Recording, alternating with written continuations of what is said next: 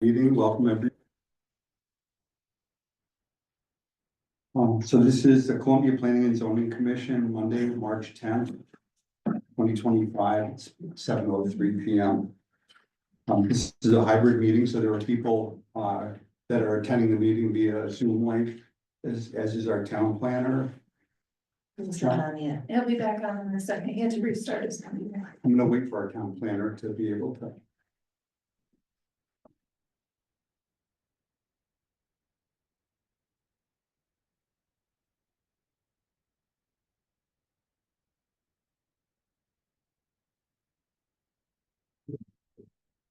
Just a little bit of background. We'll quickly get into the public hearing that will be going on after some normal business. And just the guidelines for the public hearing. If you'd like to speak, we welcome your input on the proposed zoning regulation changes.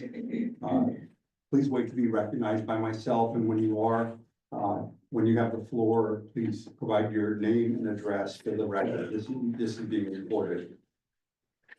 I'd ask you not to chime in when another person is talking, no over talking another person, only speak please when you're recognized and have the floor. What we're gonna do is go through the first round of comments or questions from everybody. And speak your piece, please keep the comments to the topics at hand, meaning the zoning regulation changes. If you could, because I'm expecting a lot of comments, I may be incorrect about that. If there's any additional comments you'd like to make, I'd like everybody to get the opportunity to make their first comment before we circle back and if you need to supplement anything that you said about the regulation. So we're done. He's coming in now. Okay.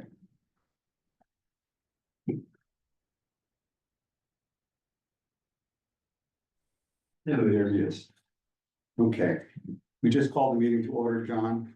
As far as alternates, we don't have Dave Holcroft here, who was last seated.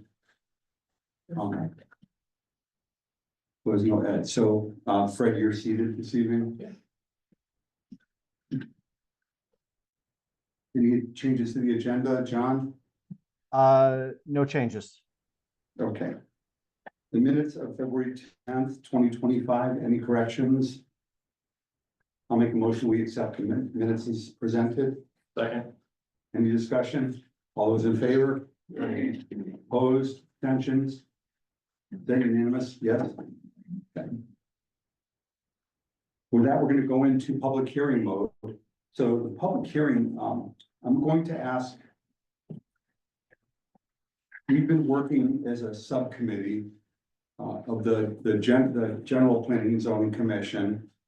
Justin Riendo, Walter Tabor, and myself as a subcommittee for some time on these proposed regulation changes.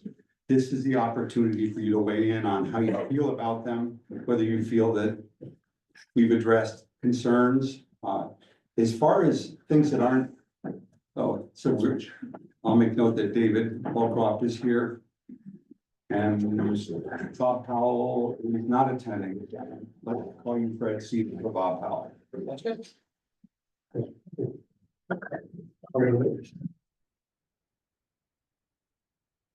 So this has been an ongoing process. Just how long we've been working on this round of regulation changes, about 4.5, 5 months. Yeah, I think we really had the markup in January, so it was a few months before then. Yeah. So this is an ongoing process.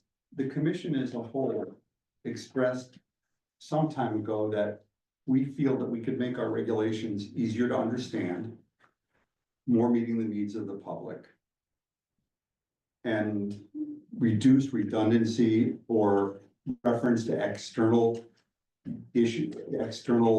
control. For example, if the health department controls something, we don't have to get into a lot of detail at the Planning and Zoning Commission about that aspect of a potential regulations impact. So to that end, we're trying to make this whole process more efficient and easier for the public. And we've had some wonderful additions to the staff recently. Savannah, our zoning enforcement officer, John, our town planner. And we really worked hard to create an atmosphere of being a customer service center as opposed to a hurdle to what people want to do with their land. That said, the function of planning and zoning is to protect what we feel is the essence of the community, and also have use of the land that doesn't negatively impact neighbors. So that being said, that's the general thought process that we've had as we've gone through the subcommittee process. And Justin is the chair of the subcommittee, but I don't know that any of us have missed a subcommittee meeting, and we've had a lot of public members that attend those. They're publicly noticed meetings. And as we go on, we'll be making other recommendations from this point forward for regulation changes, and we want our zoning regulations to be a living document that's constantly being improved, constantly addressing the community's needs. And that this is a step in that process. We've had a relatively recent change in the past of other points in the zoning regulations. And if you would like to come to our subcommittee meetings, we would welcome it. They're many times scheduled at 6 p.m. before a 7 o'clock meeting, but they are legally noticed. Many times we'll do it on a Thursday afternoon if that's a more efficient way to meet, or if we don't think an hour is going to do it. So we have a process in place. And with that, I would ask, John, would you like to go over the proposed regulation changes, or would you want to defer and have Justin go through them? I'm happy to take Justin's lead on this and provide support, and I can run the PowerPoint on the screen if you guys would prefer that. Yeah, But that's I- fine, John. If you put it up, I can go through it quickly for everybody. Okay. I'm sorry, you're gonna have to kind of, it'll be on the screen. Just to let everybody know, the impetus of many of these things are, where have we had people say, that's too difficult? Yeah, and you're gonna hear that theme too. Some of these came directly from the public, so. So you can go to the next one, John.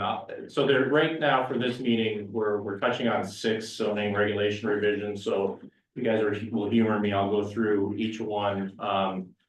And really, this is just a recap of what Rick said. It's really identifying regulations that are not clear, that might be burdensome, produce reasonable solutions to better serve the residents, listen to the public's challenges, comply with state law. So you'll see one that we have to change because of state law, and then align with current ordinances for one particular one. So if you want to go to the next slide.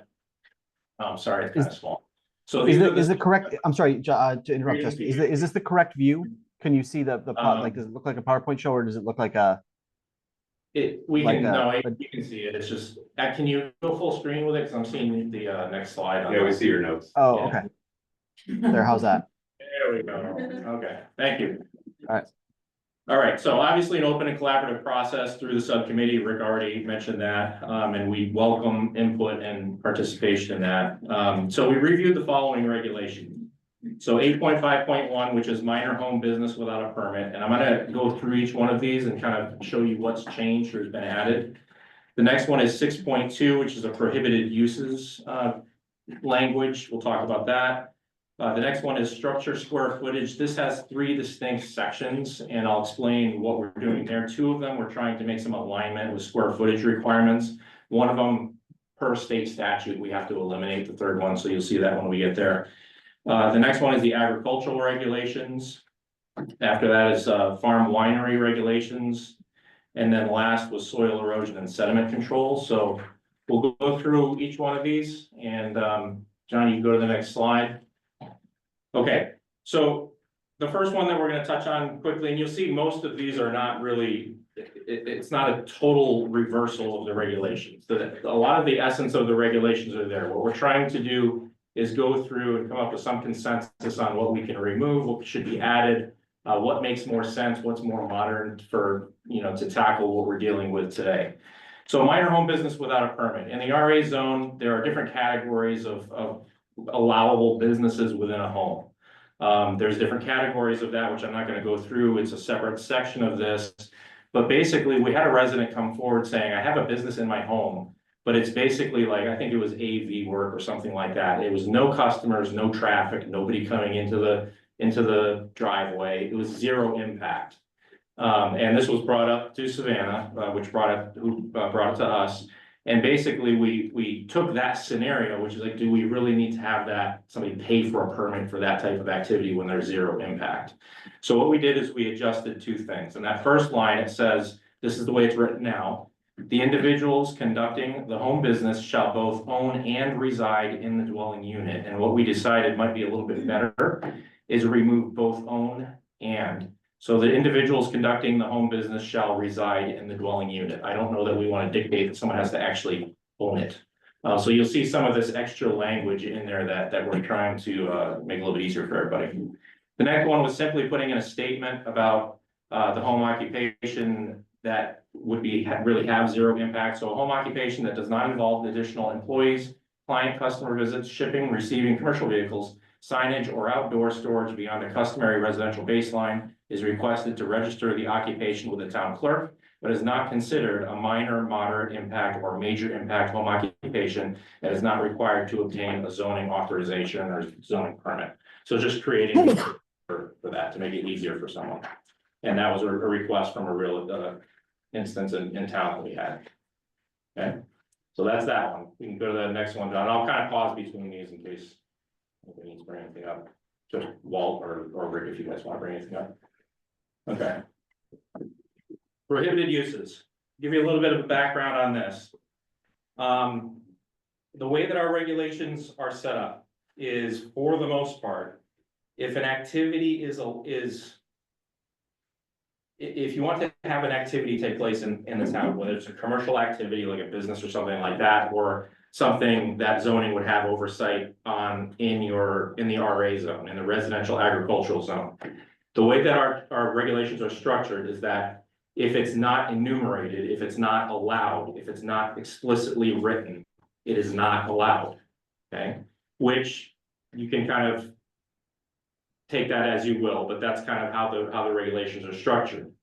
So what the subcommittee felt was that in order to give people a little more flexibility, if there were activities, a business or anything else in a residential agricultural zone that was not explicitly enumerated and spelled out, but was close enough to another allowable activity, we wanted to give the commission the flexibility to say, okay, it's not exactly this, but it's close enough to where we can permit it, because you can imagine if we had to spell out everything exactly, precisely how onerous that would be in the regulations. Can I just chime Yeah. in? So our regulations, the way they're currently structured, well, the way our authority exists, comes down from the state, we have to follow our regulations. We can't say, nah, that's a great use. But if our regulations don't allow it, so this gives us the flexibility to be more flexible in our interpretation of the regulation. Yeah. Without this, we are stuck with a more literal approach to what's stated. And that is, if we forgot or didn't, if a use didn't exist and it becomes a use, and it's something we clearly think is very similar, then we couldn't approve it. Right, and if you had to have the literal exact application or allowable, phrase or whatever the activity was, then you would have to go through a revision process like we're going through now, which would take time. So it just gives us a little bit more flexibility. This is what we're proposing. Obviously, this is not set in stone yet. So we're just adding in here, proposing, notwithstanding other prohibitions in these regulations, the commission reserves the right to determine whether a proposed use that is not specifically permitted is substantially similar to another use that is permitted by these regulations. If the commission makes that determination, the proposed use may be permitted via the established procedure, administrative permit, site plan, special permit, that is required by the most similar use in the designated zoning district for the property in question. So we're just adding that to give everybody a little more flexibility. Okay. All right, next slide. Okay, structure square footage. This, I think, I don't want to speak for Walt and Rick, but the way that I kind of look, and I can't exactly remember all of our conversations from the subcommittees, but the way that I recall this is in alignment, and I'm going to explain what this means here in a second. There are three distinct things that we're talking about here. The first one is under 7.4.5. This allows anyone in the residential agricultural zone to have one structure that can be closer to a property line than is normally allowed, which is called a that's a setback. So a setback generally is 25 feet. So in the regulations currently, if you have a structure that's 120 square feet or less, you can have half setbacks, half of 25. And that's one instance of that. You can't put a bunch, on your property like that, but you can have one instance of that at 120 square feet or less. So one of the things that's been a little concerning with structures in our regulations is that if you want to build a structure, there's a clear pathway for building permits. We know that building permits, you require a building permit for anything to over 200 square feet. With a building permit, there's two permits. There's a health code permit as well. So Eastern Highlands, they require a permit for anything over 200 square feet. So at some point, the two organizations were talking and aligned, which is great because that makes sense. Whereas in our regulations where we do mention square footage for a structure, we're at 120. So what we're proposing is to just align that so the three things match up so that it does increase it a little bit. I'll show you what that difference is. But that's the only change in this particular section is so that you can take advantage of that reduced setback with a slightly larger structure that matches with the other two types of permits that are out there. Just an alignment. Next slide. Okay.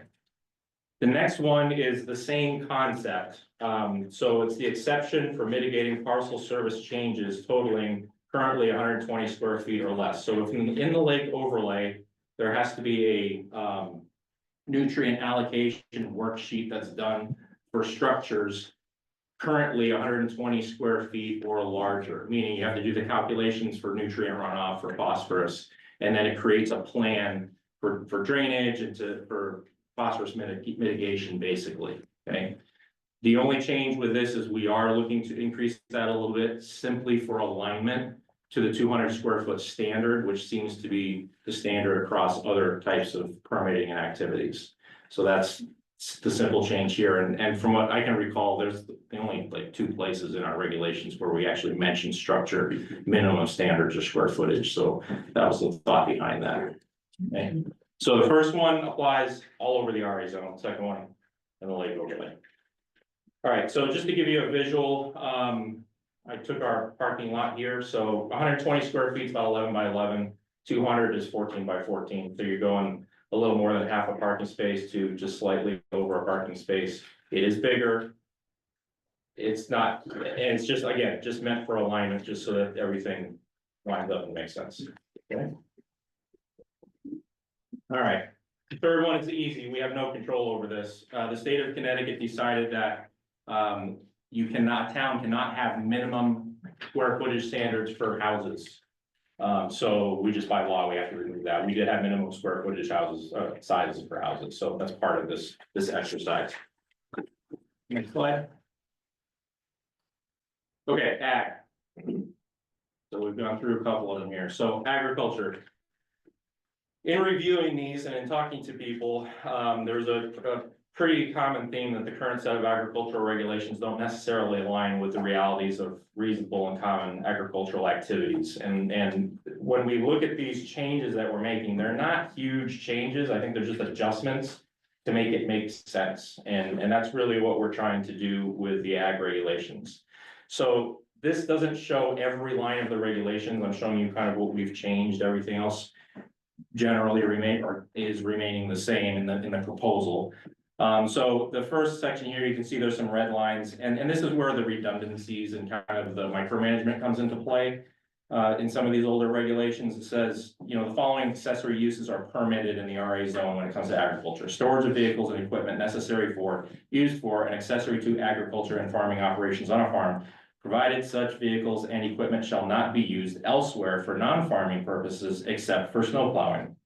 So we crossed that out and just simply put in accessory structures and vehicles related to the agricultural use of the property. So let's keep it simple.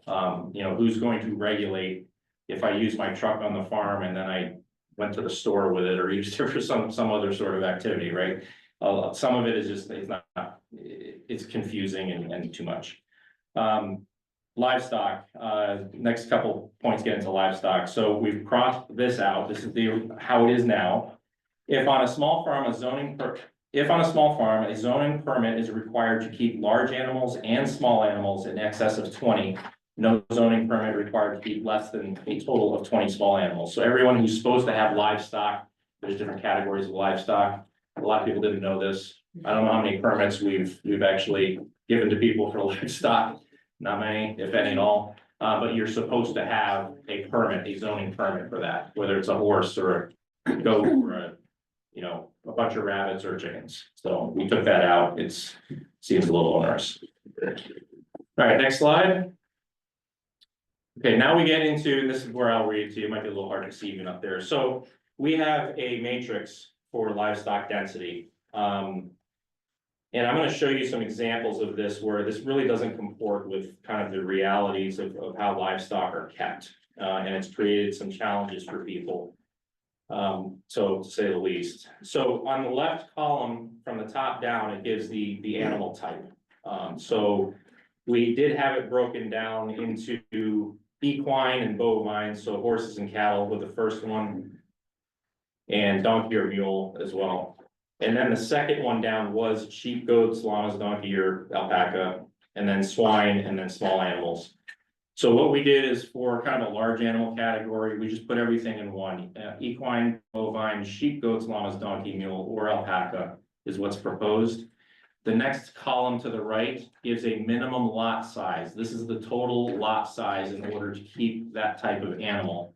And this was kept at 3 acres. It has been 3 acres. It is 3 acres now, and it's what is still in the proposal. The next one we've removed, that next column, and that's titled minimum dedicated area for each. So we got very in-depth with this. So when we talk about the large animals, whether it's a horse or a cow, first animal required 2 acres, and then each additional animal required 1 acre. That means fenced in, dedicated use for those animals.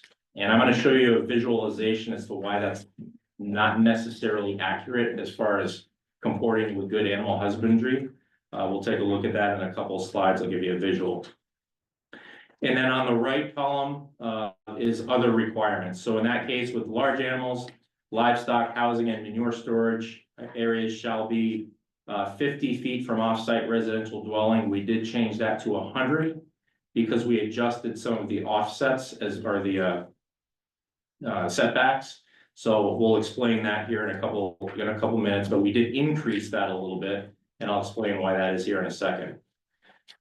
We created just that one column from left to right on the top, so we didn't like separate almost like medium animals from large animals, and really leaving it up to the farmer to decide what is an appropriate dedicated amount of area for that animal. To give you an example, I like cattle as an example because you can have a miniature breed of cattle that is full grown at 600 pounds. You can have cattle that weigh 3,200 pounds as individual animals.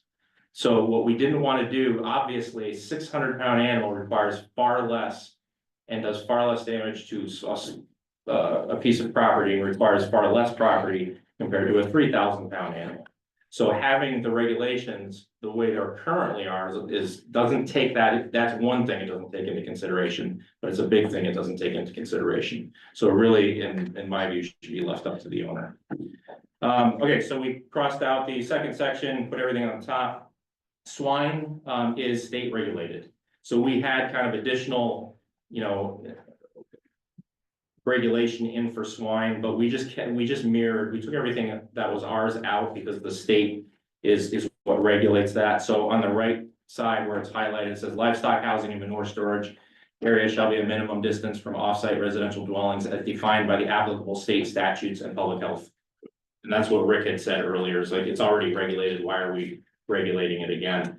There is a 5-acre minimum lot size for that. That is per the state regulations. And then small animals on the bottom, and there's one category after this. Rabbits and similarly sized animals, no acreage minimums. We did take away the minimum dedicated area, just put a other requirement of animals must be caged or fenced. Livestock housing and manure storage area shall be 50 feet from off-site residential dwellings. And when we talk about rabbits or small animals, we thought that was a good proposal. Next slide. Poultry. 1 acre minimum for poultry for hens is how it currently is. 3 acres for roosters. We took out the minimum acreage for hens. Kept the 3 acres for roosters. There is concern about noise with roosters. That's why it was kept in. But we took away the minimum acreage for hens. We're proposing that. Again, same concept with the next column. We're not gonna, tell you exactly how many per, like, right now it says small farm limited to 1 to 12 fowl, 200 square feet. Roosters not permitted on small farms. Like, we can do that a different way and still make it work. Animals must be caged or fenced in. Livestock housing and manure storage area shall be 50 feet from off-site residential dwellings. So that's kind of where we landed with poultry. Okay. All right, next slide. To give you a concept of why we crossed out the minimum dedicated areas. This gives you a perspective. If you wanted 4 goats, under that matrix, you would need 109,000 square feet or 2.5 acres fenced in for 4 goats. I'll have to remind everybody, goats are generally the size of a dog, if not smaller. So we need to think about this holistically and in a common sense way. If we're familiar with some animals and not familiar with others, if that's the entire complex here that we're in, that we would have to have fenced in for 4 small goats. That's not necessarily realistic, reasonable, or necessary. So that's why we propose that. The next slide, maybe a little bit larger of a farm, and you have 10 cows. If you wanted 10 cows under that matrix, you would need 480,000 square feet or 11 acres. That would include the school. We drive by dairy farms all the time where they'll have between 200 and 1,000 cows under one roof. I'm not talking about that level of impact in town. There are no farms like that in town. What we're talking about is somebody who wants to raise a few cows for beef or dairy or whatever, and having a reasonable set of regulations that they can follow. Again, depending on what types of animals they have, what their land can sustain, and all of those other things that really are dictated by the land itself. Okay. All right, next slide, please. Just finishing up with ag. Buildings used for sheltering animals and storing supplies shall be of suitable construction materials. Buildings housing livestock and or animal waste and refuse on any parcel shall be located currently at least 75 feet from any adjoining property line and 100 feet from any off-site residential dwelling. We are proposing crossing out the 75 feet setback, 75 feet from an adjoining property line.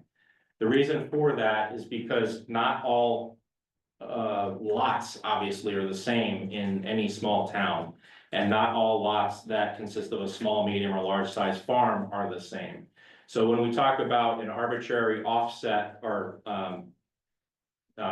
setback from a barn to a property line, the way it currently is now, it does not take into consideration where your neighbor's house is, which is really one of the larger concerns that we need to be concerned with.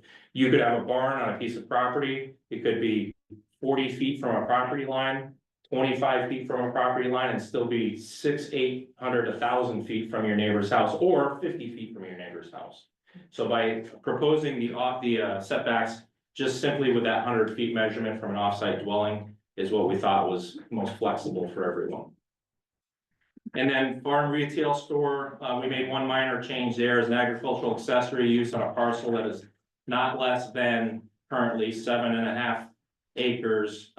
You can have a 500-foot, you can have a farm retail store. We just decreased that to 5 acres instead of 7.5 acres because of some of just the way the farms are set up locally. Now, you look at a lot of small towns, there's production off of smaller acreages, and if somebody wanted to have a farm retail store, felt that, the parcel being 5 instead of 7.5 made more sense.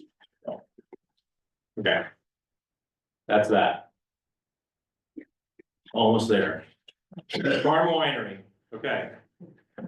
Couple changes with this. The current set of farm winery regulations are very detailed, and they put an undue burden on the operator post permit approval. This is really what brought this. There was a consensus within the Planning and Zoning Commission. The farm winery in town, the way the regulations are currently written, Once they get through their special permit process, the special permit process, so it's a public hearing and the whole rigmarole, right? They get approved for the permit. The way the regulations are written, that business has to come back to the planning and zoning commission, I think every 2 years to renew their permit. So that's what kind of brought our attention to this, saying it's very difficult to run a business and to make an investment if you have to come back and renew that every 2 years. So that was the catalyst for this. And then what we saw once we started going through it was we were proposing one regulatory set for all size wineries. There was 2 virtually identical regulations that covered wineries. So this one you see a lot of red, but it's because it's duplicative. And that's the reason that we, that it looks like that. And again, Kristen, yeah. Let me make one more point. Sure. So when you receive zoning approval, you don't receive it, the land does. And that sticks with the land. And so to expect somebody to invest in building a large building and build out a farm winery with the idea that maybe 2 years from now they can't do it anymore was, we didn't think was fair as route. And Right, so if I might, Mr. Chair? Tabor, who's on the subcommittee, didn't want to see as expansive approach to our regulations, just out of principle, didn't matter how it affected him. So it was more Justin and myself having that perspective, and he was proposing not to be as expansive with the change in the regulation, and I don't think it's expansive, but we don't necessarily always agree when we go through this process. But discussion's good, you know, and so, you know, we've learned to respect each other's view. And Yeah, so don't let your minds wander, because, yeah, we were on one side and Walt, you know, we wanted definitely to be a little bit more conservative with it, but I think we had a good experience with that through the subcommittee. All right, so some of the changes,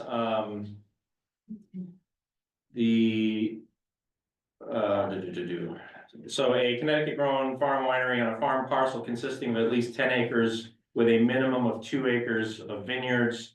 There was a lot of stuff in here about seating, so you think about how a winery operates. Total seating is limited to 20. We did change that to 100.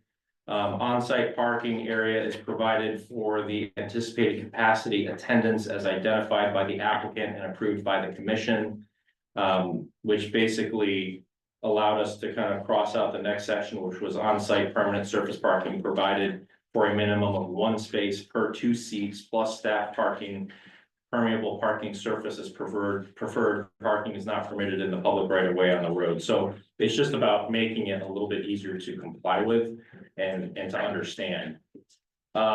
This is something that I remember Rick having a concern with as far as noise, so we added some stuff. You know, it's not going just one way. It added a little bit more protections as well. Areas of outdoor activity and assembly that are likely to generate additional noise shall be a minimum of 500 feet from off-site residential dwellings. The commission may reduce this distance if it finds that the site topography, vegetation, or other factors will sufficiently attenuate sound generated on site to a level not above ambient noise at the property line. So just trying to give us flexibility for that and to start with a higher number to protect the neighbors. Amplified sound is prohibited unless it can be reasonably demonstrated to the commission or its zoning enforcement officer that the use of such system will not create a nuisance to abutting properties or residents. Letters of consent from abutting lot owners are submitted to the commission or its CEO. And that replaced basically amplified sound is not permitted. And then we crossed out the serving of food is limited to prepackaged finger food. So we thought there could be more flexibility than just prepackaged finger food. Farm winery special events defined as scheduled gatherings not directly related to the function of the winery or tasting room may be permitted, subject to the following. And it just enumerates like public access from state road or Townsburg road. Such events shall not occupy more than 4,000 square feet of gross floor area, including tents. And then other temporary shelters, maximum attendance of 150. No temporary structures, tents, parking, performance areas, or other facilities necessary to conduct the event shall be located within 500 feet. It was 200 feet from an off-site residential dwelling. The commission may reduce this distance if it finds that the site topography, same concept as before. We can, so this is the theme of making it flexible. We have that maximum number and we can reduce that if we find that it is acceptable or permissible. On-site parking area is provided for, the anticipated capacity attendance. That's something that we added, instead of saying a minimum of 1 space per 2 attendees plus staff parking. Permanent surface area not required. So we added that. Next slide. We added amplified sound is prohibited unless it can be reasonably demonstrated to the satisfaction of the commission or its CEO that the use of such system will not create a nuisance to abutting properties or residents. Letters of consent from abutting lot owners are submitted to the commission or its CEO. That kind of replaces amplified sound more than once in any calendar year is prohibited unless it can be reasonably demonstrated, so on and so forth. So giving a little bit more flexibility. Frequency of events shall be proposed by the applicant and approved by the commission based on its determination of the property's capacity and ability to mitigate impact to neighboring properties. Again, more of a common sense approach, saying here's the reality of the situation. Here's really the standard, and then having a reasonable amount of flexibility to make changes if we need to. And you can see the next couple of lines, everything's crossed out. It's like 1 month in advance of an event, the CEO shall receive written notification providing the date, hours, number of attendees, parking that will be provided, if any amplified sound will be used, and if food or entertainment will be included. Any food service for the event must be approved by the health department prior to the event. So again, just a lot of stuff there. The special permit approval is for a maximum of 2 years. This is what I talked about before. The applicant shall submit a request for an extension renewal of the permit from the commission every 2 years to ensure compliance with the conditions of the original special permit and the zoning regulations, which is really kind of what got the ball rolling with looking at this particular one. So can I jump in just a second there, Justin? So just to reinforce this, this is all under the special permit category, and a special permit category, as the chairman said, runs with the land, not with the owner. The special permit is subject to a great deal of discretion and negotiation that the commission has. So as Justin said, there's a lot of opportunity to sort of set the initial bar high and back things off as the commission proceeds based on conditions, and not relying on sort of rigid formulas or blanket prohibitions. And again, if nothing changes for the operation, it's probably illegal, if not just highly inappropriate to demand that someone comes back every 2 years to say, nope, still running, nope, still running. If something changes substantially on a special permit project, then that by definition requires a new special permit. So if nothing changes, they never have to come back. If things do change substantially, then they will have to come back and change the terms of their special permit. And so all of this is basically just sort of reflecting that statutory reality. Sorry, thanks, Justin. Yeah, thanks, John. It's a good point. Don't look at this as making these changes creates chaos, especially with something like this. It's a special permit is it's a process, right? So it's just John said. All right, we're down to the last one. Justin, let me just chime in. Yeah. So with Savannah, our kitchen is our new zoning enforcement officer, relatively new, actually been around a little while now. Yeah, since June. And we've had a lot of really productive input from her about, hey, this doesn't make sense. I'm enforcing it, it doesn't make sense. So I just want to say thank you. Thank you. Yeah. Appreciate that. And this is where this came from here. It's making it simpler to administer. Go ahead. Yeah, no, there was 2 that specifically came from Savannah, and this is another one, this last one. So soil erosion and sediment control, essentially what this does is it gives the commission and the CEO the flexibility to work with a permit holder to waive bonds for erosion mitigation under certain low risk circumstances. So we added some verbiage in here. Essentially what this does is if there's a lot that's being developed, there's generally a bond that's taken in case there is damage to adjoining properties, basically from erosion. And in some cases, because of the flatness of the area or just other natural issue, natural issues with the land is very, very low risk. There's almost no risk of erosion whatsoever. So we wanted to give, the ZEO a little bit of flexibility in the commission to make that judgment instead of saying, no, it's one size fits all, everybody needs bond, because they can be pretty substantial. So for lots approved within a subdivision or lots within a planned unit development, the estimated costs of measures required to control soil erosion and sedimentation as specified in the certified plan may be covered by a performance bond or other assurance acceptable to the commission or its designated representative. This is what we're adding. This bond may be waived by the commission or its designated representative should the site conditions be determined to be unlikely to create runoff outside of the project limits. And then we also added for lots of record being developed outside the subdivision or planned unit development approval process, the estimated costs of measurements required to control soil erosion and sedimentation as specified in the certified plan that are a condition of any modified site plan may be required to be covered in a performance bond or other assurance acceptable to the commission or its designated representative. This is what's new.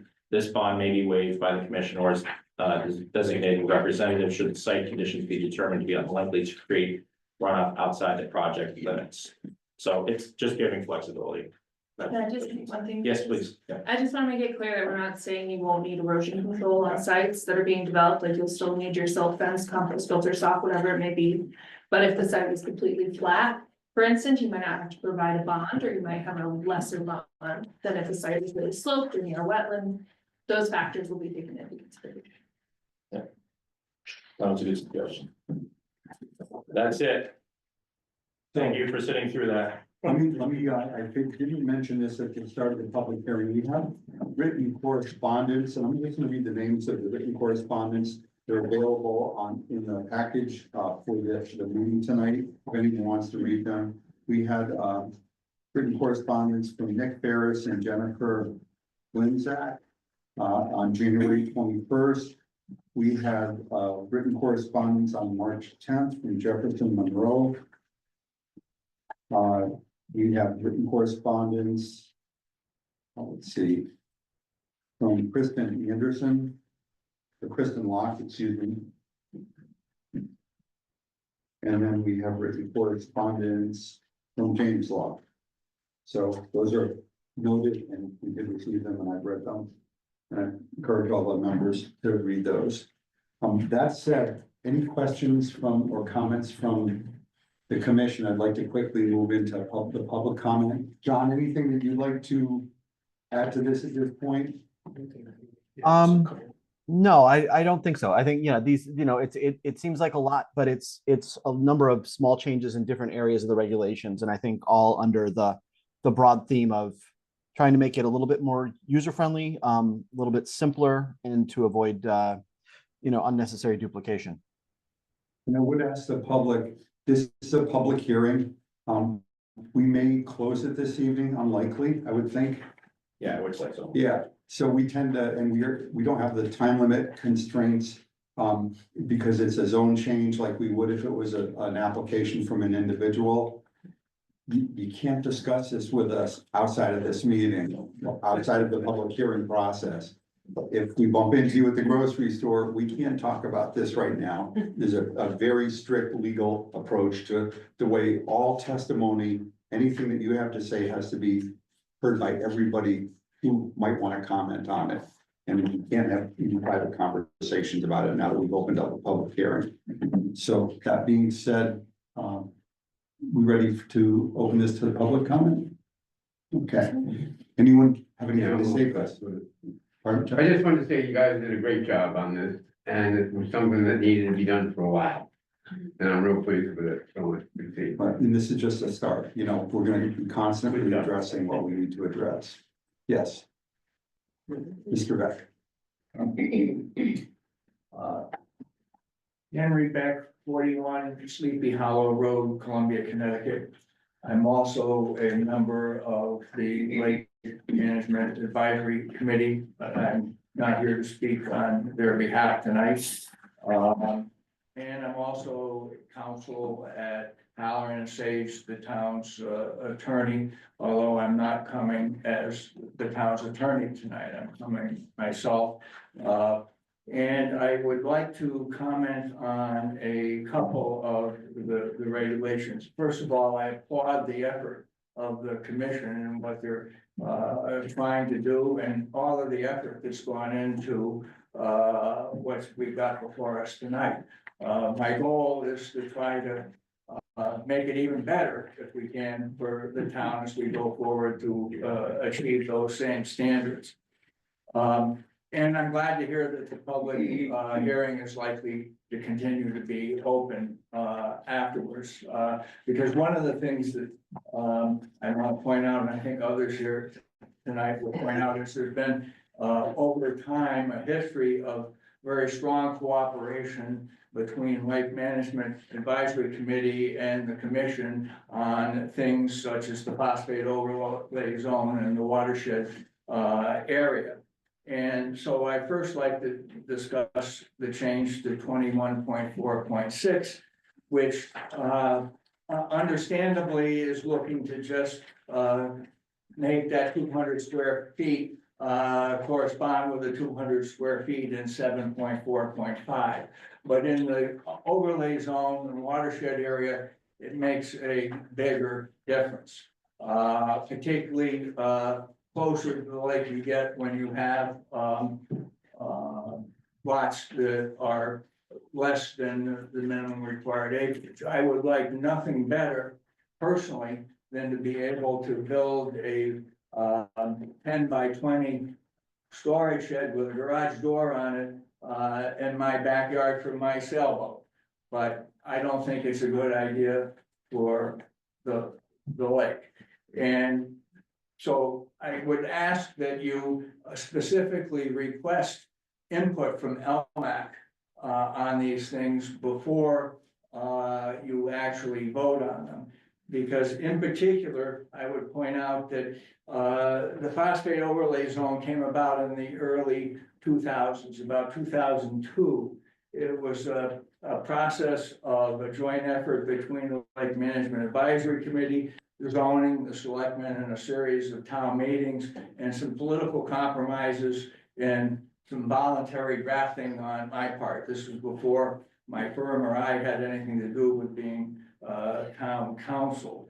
But at the time, it was being recommended that lake properties and everything in the watershed conform to a certain maximum level of phosphate displacement on an annual basis.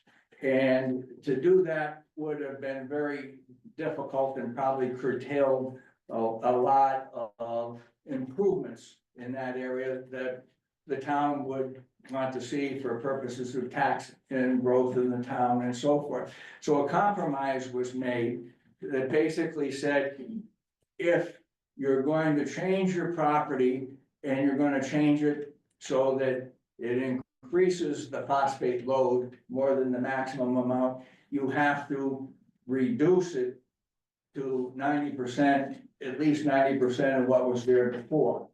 And that was designed to encourage people to go ahead, but get a lot of properties that were already dumping too much phosphate to at least make a 10% correction before they did anything else. And so this whole regulation was also designed to kind of be a gatekeeper, to encourage people to make a change that at least improved where we're at by 10%. And so when we make changes like this to allow, and then later on, I'll say with LMAC's approval and so forth, it was agreed that we could have 120 square foot buildings supplement here or there, one, and allow that as long as we cover the 2 inches of stormwater without having to require the rest of the property to reduce their effect by 10%.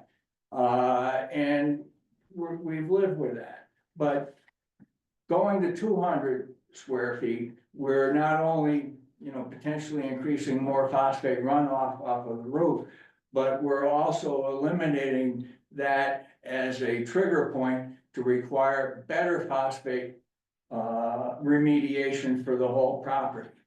And so I don't think we should lose that capability without talking to LMAC and considering that, because phosphate itself doesn't leave the lake other than when we open the dam, and a little bit of it might be drawn off the bottom. Its pattern is such that it gets there and it stays. Nitrogen comes and goes. There's a nitrogen cycle, and so, but phosphate is really the poison for the lake, and it's building up over time. That's the normal process of things going from water bodies to swamps to farmland. And hopefully, we're never gonna see the swamp in anybody's lifetime or any grandkids' lifetime, for any of us. But in any case, the phosphate is getting to be of higher and higher concern, and it has affected our lake since 2022, or excuse me, 2002, when this first went into place. And so So, it needs, question, when's the next LMAC meeting? April 2nd. April 2nd. okay, and so probably enough said on that one. I also want to speak to the agricultural one for, somewhat similar reasons, but I'm gonna point out that in the 21.5.1 under livestock, where you crossed out the first sentence, you did leave in the A and B, where it says livestock shall be kept in a minimum dedicated area, and then give some guidance as to what the minimum dedicated area is. But then when you get to your chart, you're taking out all minimum dedicated areas. So there is no place to apply a minimum dedicated area anymore. So you got a little drafting work to try to tidy that up. And I also appreciate, changing the more than 20 or less than 20 in the acreage, but you've also then made it possible on 3 acres to have 6 horses or 5 cows. And I can appreciate the map you drew, that it's the numbers that might have been there under what's here was too many, but you're leaving it totally to the farmer or to the landowner, how many animals he thinks or she thinks they can fairly squeeze onto that property. And so I think that there needs to be some kind of control still on a maximum number. I would also say that allowing for these changes in the lakefront or the watershed management area needs further consideration too, because we need less phosphate coming into the area from our water system, and animals are a major source of phosphate that drains in. And right now we have under study our storm drains, which are what bring in the water from the upper part of the watershed into the lake. And we are discovering phosphate content in it that we are needing to do further investigations, but some suggestion says it could be animal. And so I do want to have you think with LMAC about whether these changes might be great everywhere other than in the watershed area. I don't know, but I think it needs to be considered in that regard. And certainly with rabbits and chickens, the fact that we've removed all acreage, it means that they can be right on the shores of Columbia Lake now. And chickens bring salmonella, campylobacteria on their feathers and droppings, ammonia from waste that can irritate eyes, and they carry mites and parasites. And who knows where we're going with bird flu these days, but we already know that we have coyotes in town, and they're a risk to our domestic cats and dogs. And so if we're adding some more, chickens, running around in a tight area, we're also, encouraging that kind of wildlife. Last thing I'll say on that is a personal experience with roosters. I just came back from, a long winter vacation, and, it was in a rural area, and, I was awakened at 4:30 every morning for about a week by a rooster. And I thought it was right next door. It turned out it was more than a half a mile away. And I don't think we need roosters to be able to maintain a poultry egg business or pet chickens or whatever. So I'd like you to consider that, because the present regulation seems to hear what's crossed out to say roosters are not permitted on a small farm. I think that part might be worth preserving. With that, I will yield the floor to someone else, but I do hope and look forward to working with you through LMAC if we can. Thank you. Yes. Mary Michael, 34. I too am a member of Lake Management and also Inland Wetlands Commission. I would like to a little bit of build on, in particular, to the structure square footage and setback recommendations that you were making. I too want to thank the committee, because I did not realize until this evening the thoroughness of all the things that you were reviewing for a customer focused approach for the community of Columbia. Within the community of Columbia are communities. And therefore, as Henry has spoken to, I'd like to speak about the sub-communities of something like Lake District A, which is about 148 properties plus right-of-ways around the lake. The vast majority of which are non-conforming. In addition, we have Lake District B and C, which Henry has already spoken to, relative to the phosphate issue and the growing phosphorus load in the lake, which is becoming more and more concerning to the point where we're seeing increased algae patches over the past 10 years that are cyanobacteria, toxic, potentially. Thank God they haven't been large enough to have an impact on recreation. And we are seeing increased nuisance native plants growing from phosphorus and phosphates going into the lake. So I'd like to make 2 points in a recommendation. Point number one is in a preliminary question and answer last Thursday, met with Isabel Kislik and with Savannah relative to the Lake District A, and do these setbacks and or structure enlargements have any impact environmentally and or ecologically on the lake? And perhaps even relative to property values if they're being set closer to the lake. So I would like to make that comment. The second comment is to build on what Henry said, and Rick, you were wonderful to come to LMAC less than a year ago and say, we do need partnership as we move forward with a lot of the regulations that are happening. I'll take responsibility for LMAC. We've had some very pressing issues, and this first came to our attention in our February meeting. We meet once a month. When Savannah, you mentioned it, I think, in your Zoom presentation to us introducing Savannah.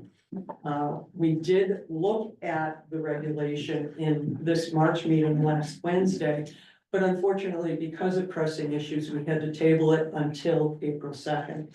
So our request, or my request, would be based on questions that are still coming up, would you please table at least that section and meet with LMAC so that we can figure out, is this best for that sub-community and for the customers in that sub-community?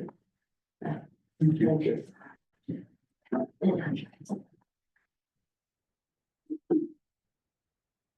Any other comments or questions about the proposed changes from the public? Anyone online? Yes, sir. Good evening, commission staff. I'm Nick Ferris. I'm here with my wife Jenny.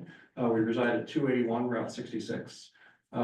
We actually authored the letter that's in your agenda packet. Yep, from January. We are newer residents of Columbia. We've been here since about June. And we've been actually following the zoning amendment process fairly closely since it started. We just wanted to speak in person to a couple of the points from it. First, we wanted to thank the commission and subcommittee for all the work they put into it. It's a lot of work, really appreciate it. I think there's a lot of great common sense additions that are in here that really kind of modernize the regulations a bit. Notwithstanding any of the other comments from other residents in town today, we do strongly support the proposed changes, but we want to call attention to a few minor points. First, there's the substantial changes to the agriculture section of the regulation. It's our hope that the commission sought the input from the town's Conservation and Agriculture Commission, as well as directly from some of its farmers. We're not presently either of those, but we are strong supporters of Columbia's farming community since we moved here. We think their input into these changes is very important to help maintain the community's rural character and support its right to farm ordinances. Second, we wanted to call attention to a couple of the minor points in section 21.5. We think still need a little bit of discussion. Specifically 21.5.1 3A, which says livestock should be kept in a minimum dedicated area. There's a few bullet points, and one of them is excludes the area occupied by residential dwellings and outbuildings and the front yard. It kind of feels like this bullet point was added after the original section was put together, just because it doesn't match grammatically with the other bullet points or with the section that leads into it. Not a big deal. But we did want to call attention to the fact that there's no definition of outbuilding anywhere in the entire document. So we weren't really sure what that's referring to. Is it referring just to agriculture function buildings? Is it personal use sheds, anything like that? The other thing we weren't sure about is what the definition of front yard is. Front yard appears in the regulations a few times. There's something about the minimum front yard area required for a residential lot, but it doesn't really define what is considered the front yard. So we're kind of wondering about that, and just looking at that bullet point overall, we said maybe this is kind of redundant or too ambiguous. So it's our suggestion to maybe consider just removing that, especially because if you're saying don't consider the front yard, what does that do for people whose home is like 300 yards back from the front of the road? And most of their land is at the front of the property. They have a massive front yard. Is that saying they can't use that area for livestock animals at all? Similarly, if someone has one much closer to the yard, but maybe it's a longer property, does that say that part of the land that's much further away from their residence, just because it's forward of the front yard line, they can't use that for agricultural purposes as well? So I think that bullet point probably was a very good idea at one point. Doesn't seem very well defined, doesn't match the other items that are in there, and more importantly, it seems like it'd be a bit of a nightmare for our zoning enforcement officer to enforce. So, and then as far as the part about excluding the area occupied by residential dwellings, I kind of trust our farmers to keep their indoor chickens and cows to a minimum. You got me on the part of 3B, which was the extraneous line of the minimum area dedicated for each animal right before the big table. Probably can edit that just because you removed the column that it references per each animal. But other than that, we feel the other adjustments are really sound. Having recently built a home here in Columbia, having the means of waiving or reducing the erosion control bond seems like a pretty good idea for relatively flat, well draining or wetland areas. So glad to see that's in there now for everyone else who moves to town. Just to summarize, no, it's totally fine. Just to summarize, again, thank you for all the work you put into this. I hope our farm community feels it's had the opportunity to provide input into all of this. I do hope these changes move forward with all due haste, because I think they're great for Columbia as a whole, and it'll bring into agreement with similar regulations in the surrounding towns. Thank you. Thank you very much. Any other comments from the public, questions? Yes, sir. Hi, Jason Rico, 102 Lake Road. I have a couple questions, on the winery stuff. It's very, so. Forgive me if I don't know the history of I've lived here quite a while, but I don't know the history of the town. Did the regulations come after the winery was built, or did the regulations come before the winery was built? And I only ask that because it's very specific to wineries. Suppose a brewery or a cidery or a distillery wanted to open in town and have that go through a special permitting process. Would the regulation then have to be amended to allow that business? I guess I don't know how that came about. The portions of the regulation that aren't under review do permit breweries and distilleries Okay, under the current. okay. I regulation. just wanted to make sure that that Yeah, wasn't so just we're for, only talking now about. We actually met about a year and a half ago to discuss what beverages could be produced under the winery Oh, regulation, okay, because it said all, but the question was, what did all mean? Right. I just thought all meant everything. Right. But there was a question, so we met and it was, the commission decided that. okay, It so was defined. so those regulations, I understand that it requires a special permit regardless, but those regulations cover all of those other types of manufacturing, I guess. Yes, okay. And then the one comment I had, and I'm gonna speak on my behalf and the behalf of Susan Mitchell, who's another farmer in town. She is up at Cloverleaf Farm.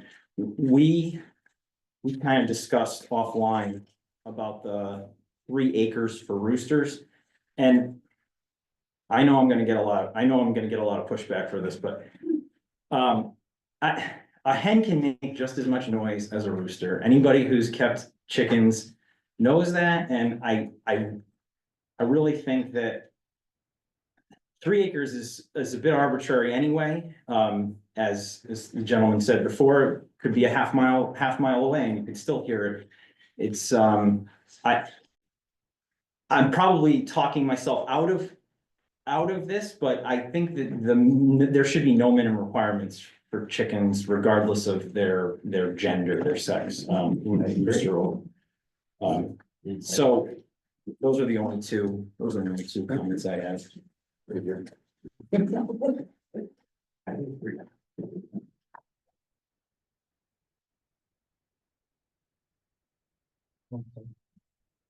Writing down your comments, I appreciate them. Yes, ma'am. I, Martha Carter, 34 Downey Road.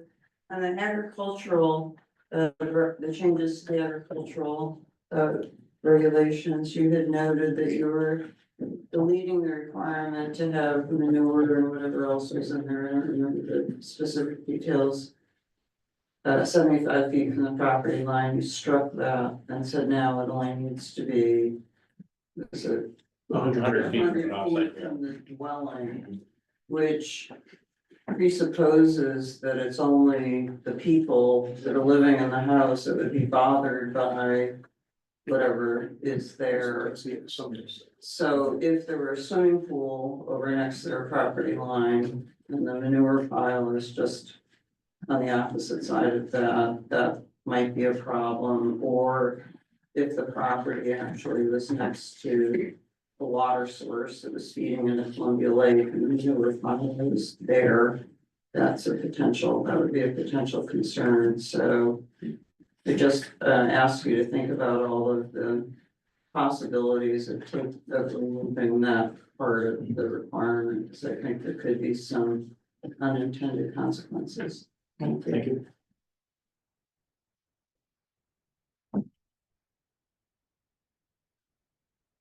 Thank you. Yes.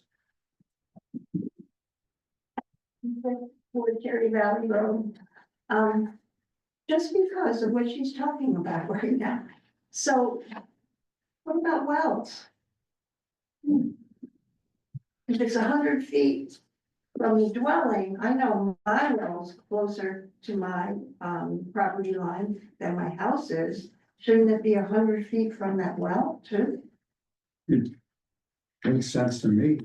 John, what's the current regulation? Is there any current regulation when it comes to manure storage? Statewide, Relative to wells? yeah, I don't believe so. And I mean, because generally speaking, wells are not at the surface. Wells are, Yeah. Between the dozens and hundreds of feet down, underground, through a lot of soil medium. So yeah, no, there are separation distances between septic systems and wells, obviously, but yeah, not generally surface storage of manure. I just wanted to double check state regulations. Not something I had thought of personally. Yeah. My second one. Okay, I'd just like to make the observation that we're all talking about Columbia as a rural community, a farm community. What's the matter with roosters and chickens? great. Good point. Good point. Is there anyone else who has something they'd like to say? Anyone online? Is that a hand I see up? Yep, Ms. Hammerstrom. Hi, Nancy Hammerstrom, 5 Oakwood Lane. I just had one question back to the very first thing, the very first item that was gone over. Talked about outdoor storage beyond a customary baseline. I'm not sure what that means. I thought it was kind of a vague phrase. And then the following paragraph below it, it just didn't seem quite clear either, just a little confusing. Which So I one don't is know if this there's now? any more clarity that could be provided to that. Yeah, it's home occupation. So in the new statement, it says a home occupation that does not involve additional employees, client, customer, and shipping, receiving, commercial vehicles, signage, or outdoor storage beyond a customary residential baseline. Which would be What is that? customary residential baseline of what would normally be expected to be on a.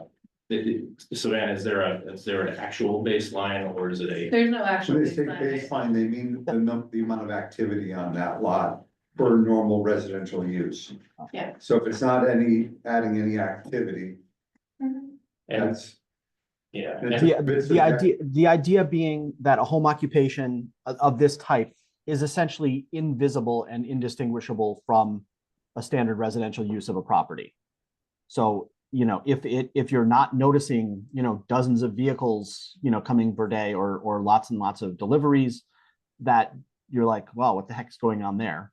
The idea is you would have no reason to say what the heck's going on there. That's the standard residential baseline. Storage of what, though? Vehicles coming and going, that wouldn't be storage. That is the beyond a customary residential baseline modifies or references to the extensive list of things that are separated by commas in that clause. So that does not involve additional employees, client customer visits, shipping, receiving, commercial vehicles, signage, or outdoor storage beyond a residential baseline. All of those previous things, not just outdoor storage beyond a residential baseline. It's all of it. Okay. Thank you. Any other comments or questions from the public? I'm suggesting that yes, sir. Keith, 7 Compton Road, I'd like to, it sounds like manure runoff, Keith, your last name? Combe. Combs. Hi. It sounds like manure runoff is a major issue with phosphorus and other things. And that's currently an issue because there's algae blooms in the lake. It sounds like there should be a mitigation attempt now, not necessarily for increased, like, it may not be a permitted meeting, but like some way to like manage the phosphorus runoff. I'm not sure if it would apply to this type of like regulation, like if you could grow plants or something that could suck it up. So it doesn't become too much of a problem with waterways or the wastewater runoff into the lake. As an idea, I just thought it would be nice to point out. You mean as this relates to the The use, regulation, like you. keeping of farm animals? Yeah, in the- like some way to like, if you make more manure and it has more runoff, find a way to like trap it somehow. To get it where it can't, it doesn't necessarily leave it farming. In a more like bio-friendly way.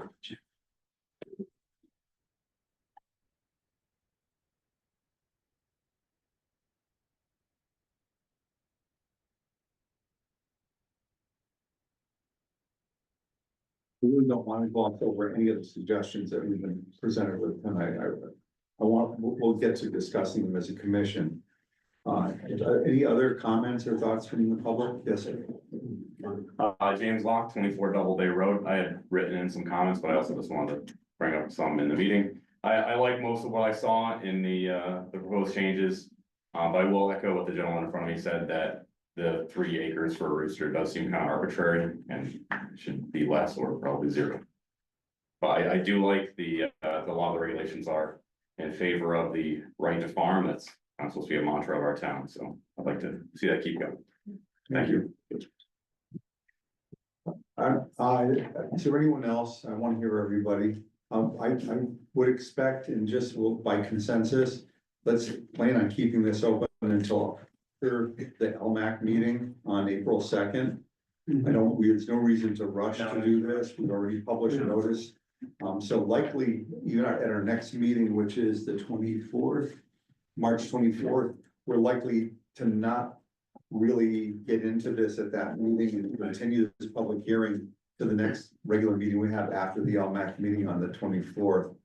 Mary, is that going to give you sufficient time to give us some feedback? Or if you, maybe the thing to do is to, let's see what we can coordinate with LMAC for our next meeting, for the LMAC meeting. I don't want there to be any lack of communication about this.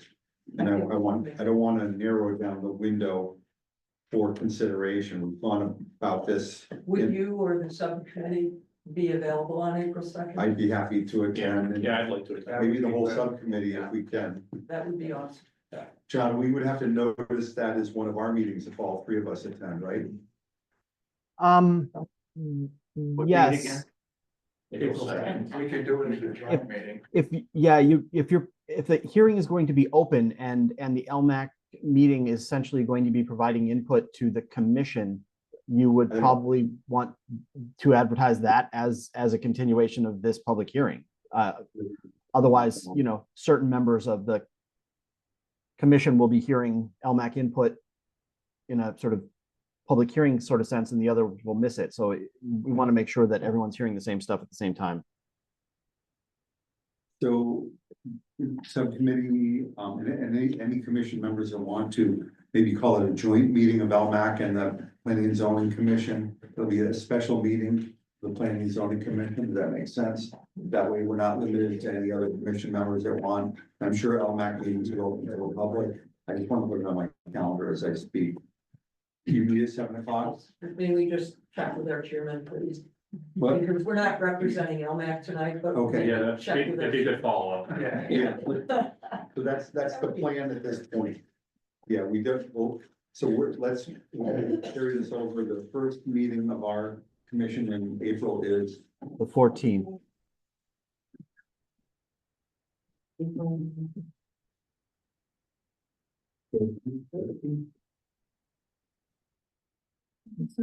will be the second Monday, The 7th. April Actually, I 7th. think No, the second Monday would be the 14th.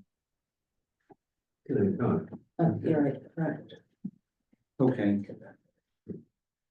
Okay, so I would suggest we continue this public hearing to April 14th at 7 p.m. in this meeting. Pardon? You need a motion right now? Yeah, that was a motion for me. Okay, I second it. Okay, any discussion? All those in favor of continuing this? Okay, that's the plan. And then, well, so we're not gonna really get into this at our next regular meeting, which is on the 24th. Just so that we can take into account whatever we likely are going to do with LMAC. Mr. Beck.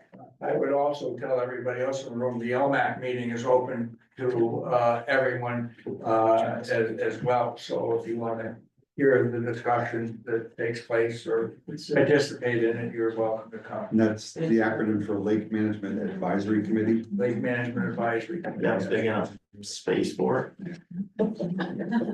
Thank you. Yes, we need this room. So you're all welcome to stay for the rest of our meeting. We will be. Thank you. Next up is audience of citizens. Anything anyone would like to bring up to us that isn't already on the agenda? I'll give it a moment. We'll declare. I'm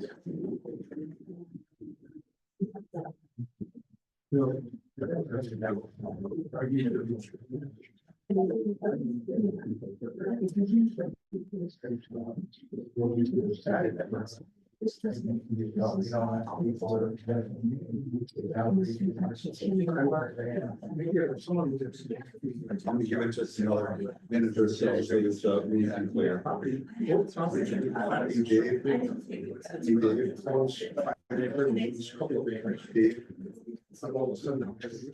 Hey Dave, can you close the doors there, because they're likely to linger in there.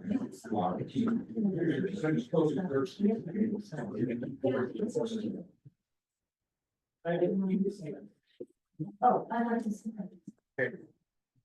Next item up is, we have nothing to do under unfinished business, other than item 7.7. We have a draft of the plan to update the plan of conservation and development, and there was some really good stuff in the handout. Potential questionnaires and, a list of the stakeholders that we will be meeting with either jointly or working with to update that, just so those members that might not be aware of it, every 10 years by statute, Connecticut, we have to update our plan of conservation and development, basically a roadmap for the next 10 years. We're way ahead of our schedule for doing this, and we are hoping to do it in-house, so we don't have to hire a consultant. That would be very expensive for the town. So that's in our, is it a draft? Any thoughts on this list of the stakeholders? Anyone we've left out? I think it looks very expansive to me. Some of these committees weren't even aware existed. I don't, yeah, I'm to say that sincerely.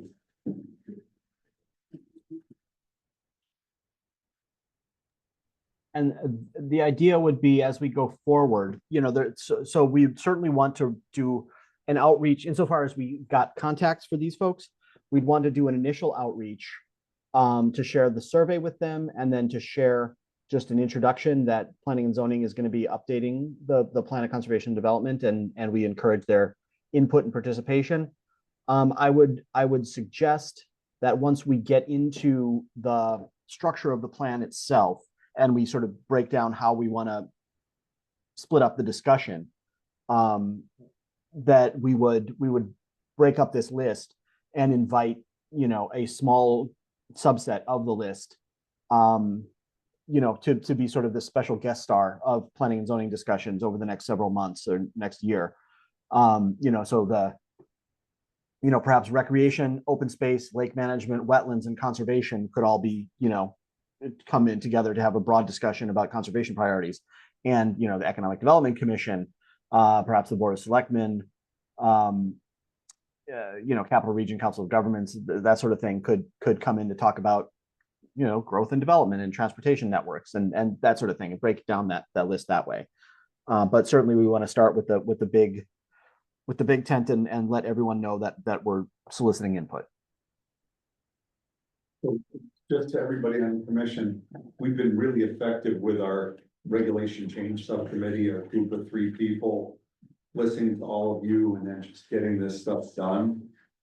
So we might do well to see if we can get it together, another subcommittee of people focused on the plan of conservation and development to kind of shepherd this forward. John, I'll talk to you about that, and I want to hear your thoughts about that offline, or even now is fine. If you think that's an effective approach, we just need somebody, a representative group of the commission and not the whole commission, is we tend to move a little slowly. And I mean that as a criticism, that's just the nature of the more you expand the people, the slower coming to a consensus is. So it might be a subset of 2 or 3, maximum 4 people. Are we allowed to have a subcommittee of 4 people, or is that a zoning meeting?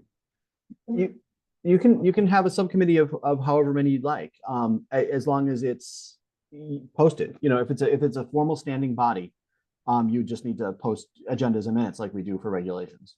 Let's talk about that. This list looks on the surface concise and complete from my perspective. And then the outline on the next page in our handout, which has the town logo at the top of the page, has a list of the different kinds of things that we might want to ask questions of the public. Could we talk, well, I'll let the subcommittee come up with the next iteration of how we implement getting answers to these questions, whether it's an email online campaign, or some sort of online approach, or we need to maybe come up with a budget to mail this to every household in town. One comment, Thank you, John. But yeah, I want to hear what you have to say. I'm sorry, Justin. John. I'll just note from a labor standpoint, compiling, Phil, I have no problem doing some manual entry of some surveys. You know, doing potentially thousands of them after they are distributed is a bit of a tall task, particularly if we want to have, you know, good, you know, summarization of data, crosstabs, stuff like that. You know, this is a format that's ready to go up on SurveyMonkey. It was one thing that we can do. I would say I'm open to the idea of a mailing to all residents, but I would favor a mailing that contains a QR code that you can scan on your phone and fill out the survey online. I would wager that probably upwards of 90 to 95% of residents in town use a smartphone. But we could also in that notice also let people know that hard copies, you're welcome to fill out a hard copy, and they are available at the library, the town hall, wherever else, at senior center. We can make a small-ish number of hard copies available and let people know that they are, but it's easier for everybody to do this online. Okay, that's the plan. Yep. Well, let's not go over this in detail tonight, but we have this document, which is a proposed survey. I haven't reviewed it enough depth to this point. I was more focused on the regulation changes.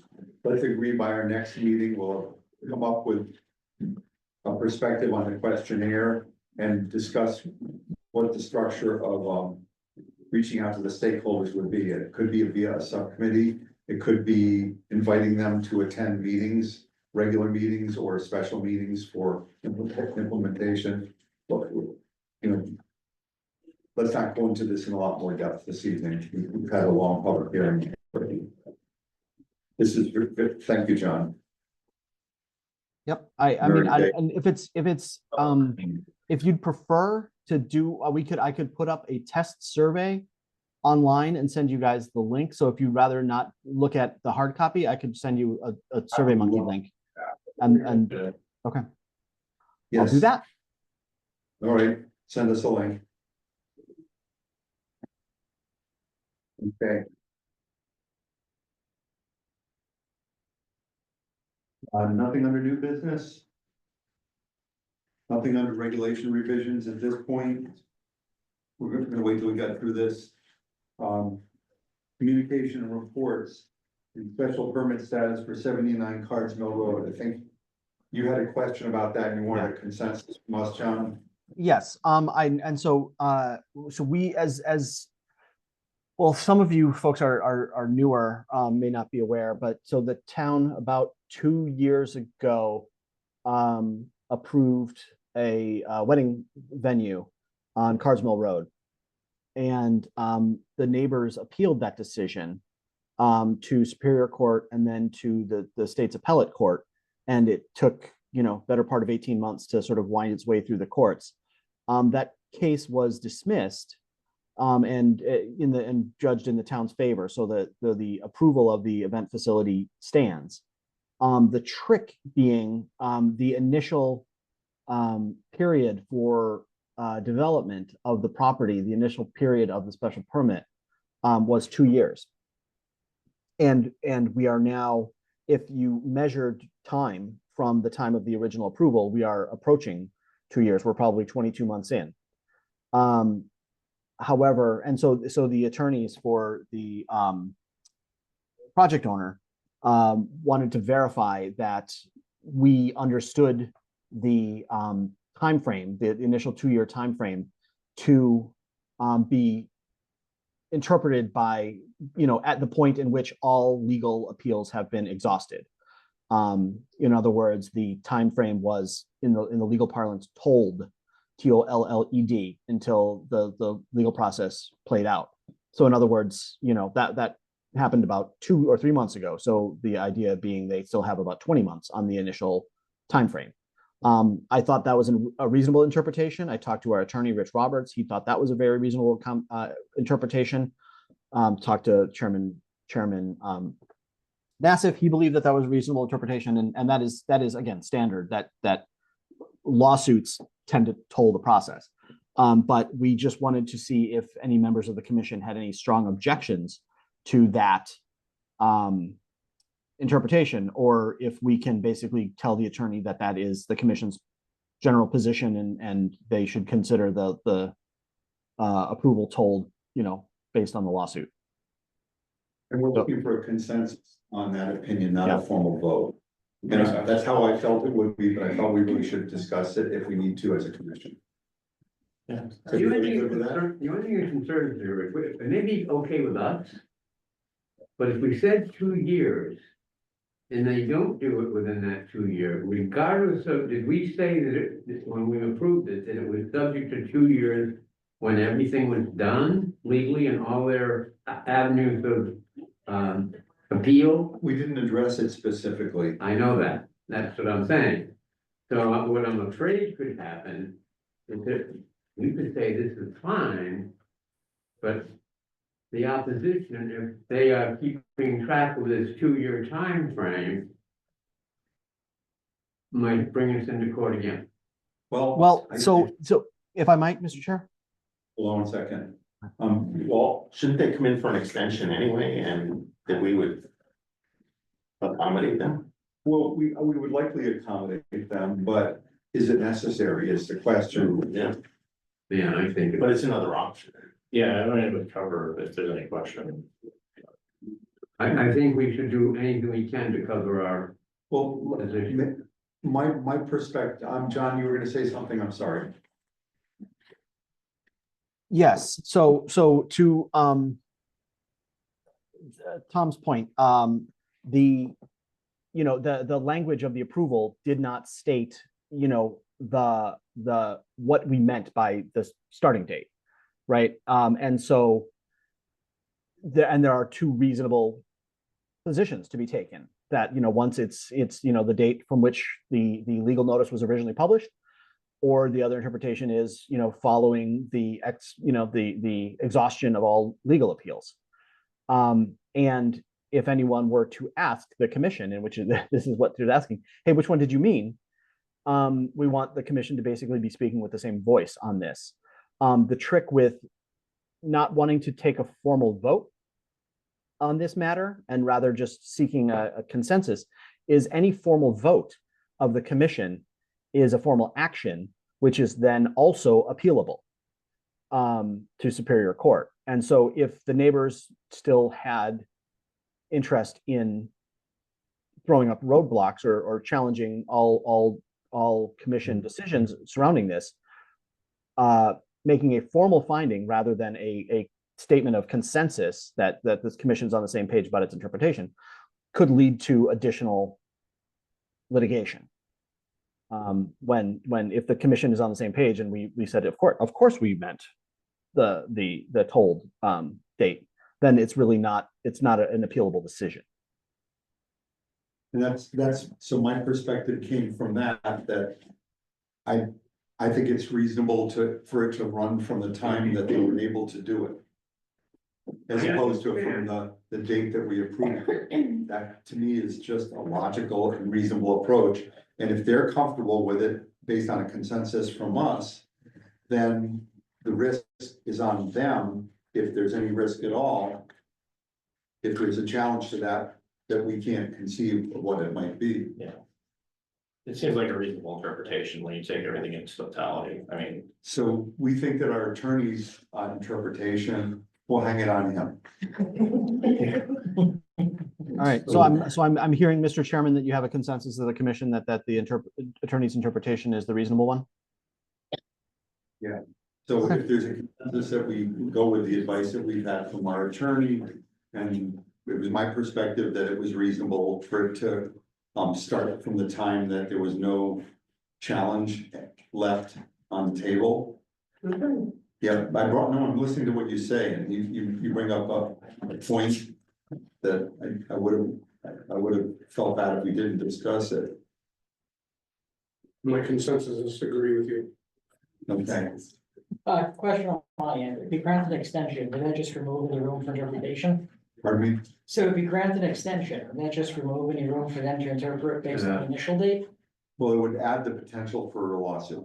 Gotcha, okay. That's what it would add. So if we took a formal vote on this, it would be an action by the commission that could be appealable. Gotcha. So it would be another hook into the process if somebody wanted to utilize that. Sure. And I want to be open and discussing it. No, we have nothing to hide. I think that this applicant acted reasonably through the process and is stuck with the plan, and we as a town spent a lot of money to defend our approval of this, and Okay. here we are. makes sense. Okay, thank you, John. See you, Cory. The Bar Association seminar on Saturday, March 22nd. You know, if it's 80 degrees out, I'm gonna be really disappointed that I'm tied up. Has with a lot of people all day. Has everybody finished reading the book they sent us? Yeah, right. Just for the public, there's a Bar Association seminar on legal practice and things. Basically, I call it all the foxes teaching us how to guard the hen house. They sent us a book about that thick. Tom, it was your idea that we get together and we view it at the same time so we could share thoughts, right? It was my Yeah, idea. so For we've sure. been talking about it. So John, if we decided to meet here and watch it on the TV, would we need to notice that as a meeting? Yep, that would be a special meeting. Okay, I would love, I still think it's a good idea. So we had it at your house with pizza and stuff. We'd have to. Yeah, Rick's house and Judy's house, I don't care. how many people is a legal meeting? It's generally a quorum, or, yeah, I think it's generally a quorum, or if you've got, I think, more than 2 members with both political parties represented. I think if everyone, you could have 4 people there, and if they're all Democrats or Republicans, it would be considered a caucus. But I think if you have more than 2 and both parties are represented, it becomes a meeting. I love my Republican members. We all love each other. Yeah. We just need to have rotating meetings, that's all. Are we gonna But do we it then? we can post a legal notice for a special meeting 24 hours ahead. It's no problem. Okay, we have to do anything in the paper? We're not doing it in the. No, not in the paper. Just I'll just figure with it the just with the town clerk. Yeah. Okay, Are you doing it? thank you. Me, no. Anything, open discussion from the commission or our professionals? Thank you. Thank you, John. Oh, I guess I should know, for enforcement, tomorrow's kind of a big day, so, 589 Route 87. Are you familiar with that property? It's right on the airline trail, town line of. With all the Yes. cars? Yeah, so tomorrow morning at 8 AM, basically back in January, last January, we were issued a court order to go and remove the blighted items from that property. And the town is officially acting on it, so. Oh, good. You know that their barn fell down about 3 weeks I ago. heard, yeah, Yeah. Jason, the building official, he. And the property, The property on Route 6, the one that had. all the Yeah. cars, that seems to be cleaned up a lot. It has gotten cleaned up a lot. I've had no more complaints, so we're just. Okay, thank you. Nice job. Oh. Is it fun? These parts, Okay, so these Savannah- parts, yeah. So Savannah, is that to say that that the town is going in and they're gonna actually? An agent of the town, yeah. With the state police. Yeah. Yeah, police presence, yeah. Yep. Have to. Okay, anything else from the audience of citizens, anything you'd like to bring up to us? Yes. Ms. Chimchik. Chimchik, or Cherry Valley Road. I am here to read a letter that you didn't, we haven't really gotten to it, so I hope this is the appropriate time. Sure. This is from Rhonda Kincaid, who is a basket shop. Mhm. And I'll just read it to you and then I'll give it to Mary. Glasses. March 9th, 2025, to the Columbia Planning and Zoning Commission. I'm writing on behalf of Coalition on Diversity and Equity. We very much appreciate the work that has begun on updating the plan of conservation and development. We've reviewed the survey for public input on Columbia's plan of conservation and development and would like to request 2 additions. These relate to affordable housing, which is important to economic development. Under question 7, long-range planning projects, we recommend adding the category, continue its efforts to develop more affordable housing options. Under question 9, issues relative to Columbia's future, we recommend adding the category, lack of affordable housing. We know the category of affordability of living in Columbia is already listed, but we believe it is too broad and may elicit responses to tax rates, for example, rather than the affordability of housing. Thank you for considering this request. Rhonda Kincaid. Is everybody comfortable having those 2 added to our questionnaire? John, you'll be getting that in writing. Yeah, I wasn't following with a pen, so yeah, I'll need the language. It's coming in writing and we're comfortable adding those to the questionnaire. Thank you.